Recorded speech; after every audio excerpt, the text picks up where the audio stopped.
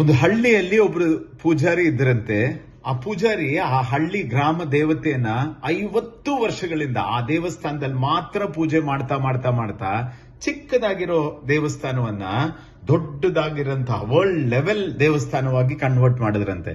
ದೇಶ ವಿದೇಶಗಳಿಂದ ಎಲ್ಲಾ ಜನ ಬಂದ್ಬಿಟ್ಟು ಅಲ್ಲಿ ಆಶೀರ್ವಾದ ತಗೊಂಡು ಅವ್ರವ್ರ ಏನೇನ್ ಕನಸಿದ್ಯೋ ಅದೆಲ್ಲ ನೆನ್ಸ್ ಮಾಡ್ಕೊಳ್ತಾ ಇದ್ರಂತೆ. ಒಂದ್ಸತಿ ವೆದರ್ ಡಿಪಾರ್ಟ್ಮೆಂಟ್ ಅವರು ಹೇಳ್ತಾರೆ, ಆ ಹಳ್ಳಿ ಮತ್ತೆ ಸುತ್ತಮುತ್ತಲು ಇರುವ 18-20 ಹಳ್ಳಿಗಳಲ್ಲೂ ಪ್ರಳಯ ಬರಕ್ ಹೋಗ್ತಾ ಇದೆ, ಸಿಕ್ಕಾಪಟ್ಟೆ ಮಳೆ ಬೀಳಕ್ ಹೋಗ್ತಾ ಇದೆ, ಫ್ಲಡ್ಸ್ ಆಗಕ್ ಹೋಗ್ತಾ ಇದೆ. ಸೊ ಅಲ್ಲಿಂದ ಎಲ್ಲಾ ಜನರನ್ನು ಖಾಲಿ ಮಾಡಬೇಕು ಅಂತ ಆರ್ಮಿ ಜೀಪ್ಸ್ ಅಲ್ಲಿ ಬಂದ್ಬಿಟ್ಟು ಒಬ್ಬೊಬ್ಬರಾಗಿ ಎಲ್ಲರನ್ನೂ ಖಾಲಿ ಮಾಡಿಸ್ತಾ ಇದ್ರಂತೆ. ಆರ್ಮಿ ಜೀಪ್ ಅವ್ರು ಬಂದು ಕೇಳಿದ್ರಂತೆ ಪೂಜಾರಿಗಳ ಹತ್ರ, ಬನ್ನಿ ಸ್ವಾಮಿಗಳೇ ನಿಮ್ಮನ್ನು ಕರ್ಕೊಂಡು ಹೋಗ್ತೀವಿ, ಇಲ್ಲಾಂದ್ರೆ ಸಿಕ್ಕಾಪಟ್ಟೆ ಮಳೆ ಪೂರ್ತಿ ಮುಳುಗಕ್ ಹೋಗ್ತಾ ಇದೆ, ಅಷ್ಟು ಮಳೆ ಬರಕ್ ಹೋಗ್ತಾ ಇದೆ ಈ ಸತಿ ಅಂತ. ಇಲ್ಲ ನೀವು ಹೊರಡಿ, ನನ್ನ ದೇವ್ರು ನನ್ನನ್ನ ಕಾಪಾಡ್ತಾನೆ ಅಂತ ಹೇಳ್ಬಿಟ್ಟು ಆರ್ಮಿ ಜೀಪ್ ಅನ್ನು ಕಳಿಸ್ಬಿಡ್ತಾರಂತೆ. ಅದಾದ್ಮೇಲೆ 1-2 ದಿನ ಸಿಕ್ಕಾಪಟ್ಟೆ ಮಳೆ ಬಿದ್ದು ಬಿದ್ದು ಬಿದ್ದು ಬಿದ್ದು ಆಲ್ಮೋಸ್ಟ್ 6 feet 8 feet ಅಷ್ಟು ನೀರು ಹಳ್ಳಿಯಲ್ಲಿ. ಆ ಪೂಜಾರಿಗಳು ದೇವಸ್ಥಾನದ ಫಸ್ಟ್ ಫ್ಲೋರ್ ಅಲ್ಲಿ ಹೋಗ್ಬಿಟ್ಟು ನಿಂತಿರ್ತಾ ಇದ್ರಂತೆ. ಆವಾಗ ಮತ್ತೆ ನೇವಿ ಅವರು ಬೋಟ್ಸ್ ತಗೊಂಡ್ಬಂದು, ಬನ್ನಿ ಪೂಜಾರಿಗಳೇ ದಯವಿಟ್ಟು ಬನ್ನಿ, ನಮ್ಮ ಮಾತು ಕೇಳಿ, ಇನ್ನೂ ಜಾಸ್ತಿ ಮಳೆ ಬೀಳಕ್ ಹೋಗ್ತಾ ಇದೆ, ನಿಮ್ಮನ್ನ ಕಾಪಾಡಕ್ ಬಂದಿದೀವಿ ಅಂತ.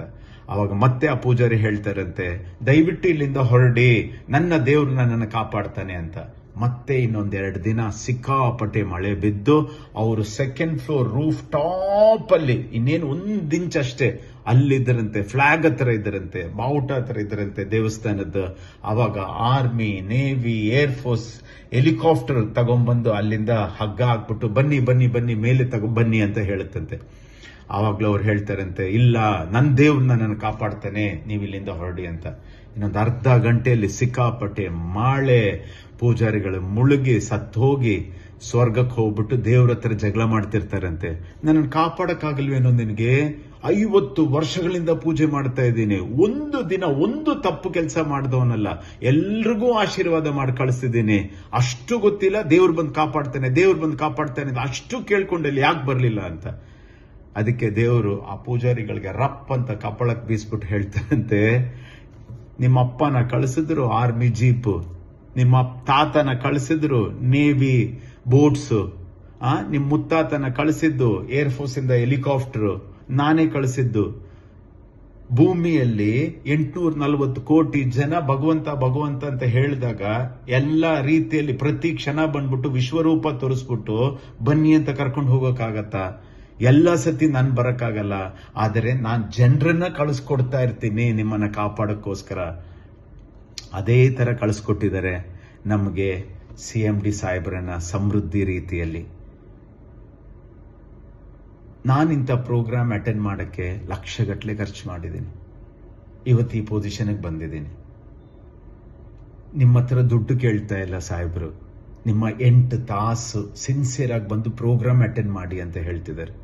ಯಾರು ಈ ತರ ಮಾಡ್ತಾರೆ? ಅವರು ಲಕ್ಷಗಟ್ಟಲೆ ಇನ್ವೆಸ್ಟ್ ಮಾಡಿ ನನಗೂ ದುಡ್ಡು ಕೊಟ್ಟು ಹೋಟೆಲ್ ಬುಕ್ ಮಾಡಿ ಊಟ ಕೊಟ್ಟು ಏನಕ್ಕೆ ಮಾಡ್ತಾ ಇದ್ದಾರೆ? ನೀವು ಹೆಲ್ತಿಯಾಗಿ, ವೆಲ್ತಿಯಾಗಿ, ಪೀಸ್ಫುಲ್ ಆಗಿ ನಿಮ್ಮ ಫ್ಯಾಮಿಲಿ ಜೊತೆಗೆ ಎಲ್ಲ ರೀತಿಯಲ್ಲಿ ಬೆಳೀಲಿ ಅಂತ ಅವರು ಮಾಡ್ತಾ ಇದ್ದಾರೆ. ಇಂಥ ಒಂದು ಅವಕಾಶದ ಬಗ್ಗೆ ಮುಖ್ಯತ್ವ ತಿಳಿಸ್ಕೊಳ್ಳೋದು ನನ್ನ ಧರ್ಮ, ಅಟೆಂಡ್ ಮಾಡೋದು ನಿಮ್ಮ ಕರ್ಮ. ನಾನು ಆಲ್ರೆಡಿ ವೆನ್ಯೂ ಬಂದಾಯ್ತು, ನಿಮ್ಗೋಸ್ಕರ ಕಾಯ್ತಾ ಇರ್ತೀನಿ. ಆಮೇಲೆ ಕೆಲವು ಸೀನಿಯರ್ಸ್ಗೆ ಆಲ್ರೆಡಿ ಗೊತ್ತಿದೆ, ನಾವು 9:59 ಬಾಗ್ಲಾಕಿದ್ರೆ ಆಮೇಲೆ ತೆಗೆಯಲ್ಲ. ನಿಮ್ಮ ಜೀವನದ ಅತಿ ಮುಖ್ಯವಾದ ದಿನ 19ನೇ ತಾರೀಕು ಮೇ 2026. ಆಲ್ರೆಡಿ ನೋಡ್ತಾ ಇದ್ದೀರಾ, ನಾನು ಆಲ್ರೆಡಿ ರಂಜಿತಾ ಪ್ಯಾಲೇಸ್ ಮಣಿಪಾಲಿನ್ಗೆ ಬಂದಾಯ್ತು. ನನಗೇನು ನನ್ನ ಗುರುಗಳೆಲ್ಲ ಕಲಿಸ್ಕೊಟ್ಟಿದ್ದಾರೋ ಅದು ನಿಮ್ಮ ಹತ್ರ ಹಂಚ್ಕೊಳ್ಳಕ್ಕೆ ನಾನು ಕಾಯ್ತಾ ಇರ್ತೀನಿ. ಸ್ವಾಗತ ಸುಸ್ವಾಗತ.